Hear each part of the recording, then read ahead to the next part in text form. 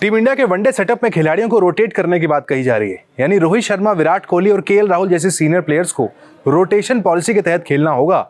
उनको मनाने की कोशिशें लगातार जारी हैं।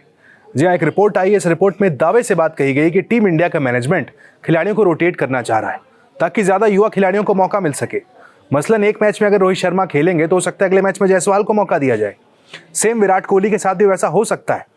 ऐसी रिपोर्ट्स में दावा किया गया, लिखा गया है। रीजन भी दिया गया कि अफगानिस्तान के सामने जो सीरीज थी वहां पर देखिए जायसवाल को खेलने का मौका मिला। वहां पर रोटेशन के तहत वो खेले। शुभमन गिल ने खुद का बैटिंग ऑर्डर डाउन किया। जायसवाल को आपने इंग्लैंड के लिए नहीं चुना है, यहाँ पर वो स्क्वाड का हिस्सा नहीं है, लेकिन उसके बावजूद भी वो 2027 के प्लान्स का एक इंपॉर्टेंट हिस्सा है।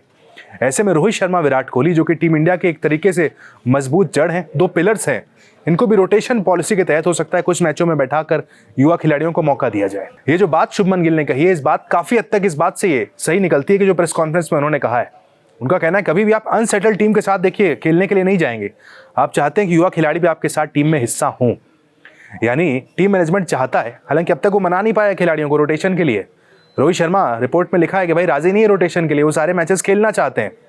रोहित हो या विराट हो, उनके पास देखिए 2027 वर्ल्ड कप तक का ही समय है, यह मानकर चल रहे हैं।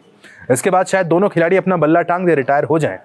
लेकिन अब टीम मैनेजमेंट की मुसीबत यह है कि उनको रोटेशन करना है, यहाँ पर यंग खिलाड़ियों को भी मौका देना है। जैसे कि एग्जाम्पल बिगेस्ट हमने जायसवाल का लिया कि भाई जायसवाल की क्या गलती है। जिस तरीके का उनका प्रदर्शन है, परफॉर्मेंस है, उनकी जगह प्लेइंग 11 में सिक्योरली बनती है। लेकिन आज की तारीख में जायसवाल को मौका नहीं मिल रहा है। अपने आखिरी मैच में शतक लगाया था अफगानिस्तान के सामने, उसके बाद ड्रॉप हो गए। यानी शतक लगाया, 24 घंटे के अंदर उन्हें ड्रॉप कर दिया गया। क्यों? क्योंकि टीम में जगह नहीं बन रही है। टीम में सभी सीनियर प्लेयर्स ऑलरेडी स्टैब्लिश हैं। ऐसे में हमें रोटेशन पॉलिसी की तरफ जाना होगा। 2008 की सीबी सीरीज याद कीजिए, जब महेंद्र सिंह धोनी कप्तान थे। रोटेशन पॉलिसी के तहत सचिन, सहवाग, गौतम गंभीर वहां पर लगातार खेल रहे थे। सारे मैचेस नहीं खेल रहे थे। किसी मैच में वहां पर सहवाग देखते थे हम, किसी में वहां गंभीर आ जाते थे, तेंदुलकर होते थे। ये वो तरीका वहां पर उस वक्त निकाला गया था कि सीनियर और जूनियर का बैलेंस बेहतरीन तरीके से वहां पर मिक्सअप रखा जाए। वैसी कुछ दरकार अब भारत की करंट वनडे टीम में है।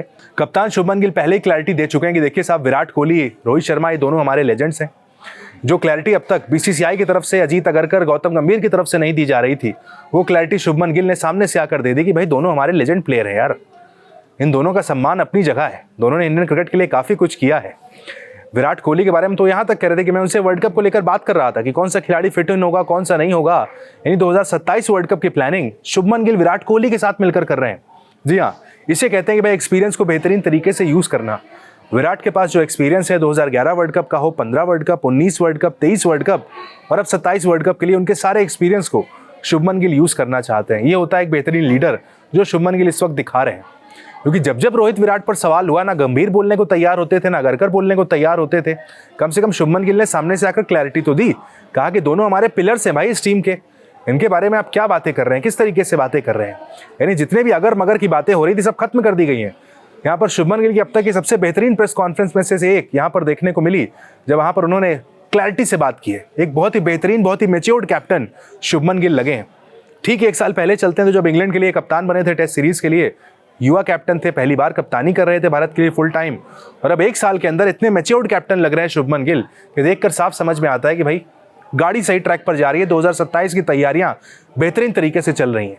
जहां तक बात रही रोटेशन की, तो देखिए टीम मैनेजमेंट अगर सीनियर प्लेयर्स को मना लेता है, राजी कर लेता है, तो फिर आपको टीम में रोटेशन देखने को मिलेगी। फिर जायसवाल भी आपको देखने को मिल सकते हैं, हो सकता है गायकवाड़ भी आपको देखने को मिल जाएं। युवा खिलाड़ी और सीनियर खिलाड़ियों को एक बैलेंस वनडे टीम में फिर देखने को मिल सकता है। लेकिन सवाल वही उठेगा लोगों के मन में कि क्या इसकी जरूरत है हमें? क्या हम चुपचाप वहां पर रोहित, विराट या राहुल को खेलने के लिए छोड़ नहीं सकते कि भाई खेल लो ना, 1 साल का समय और है, खेल लो भाई आप। उसके बाद तो यंग प्लेयर्स को आना ही आना है। तो फैसला मैनेजमेंट के ऊपर है कि वो क्या फैसला करते हैं। या रोटेशन पॉलिसी होगी या सीनियर प्लेयर्स को सारे मैचेस दिए जाएंगे। मैनेजमेंट अब क्या फैसला लेता है ये देखना होगा।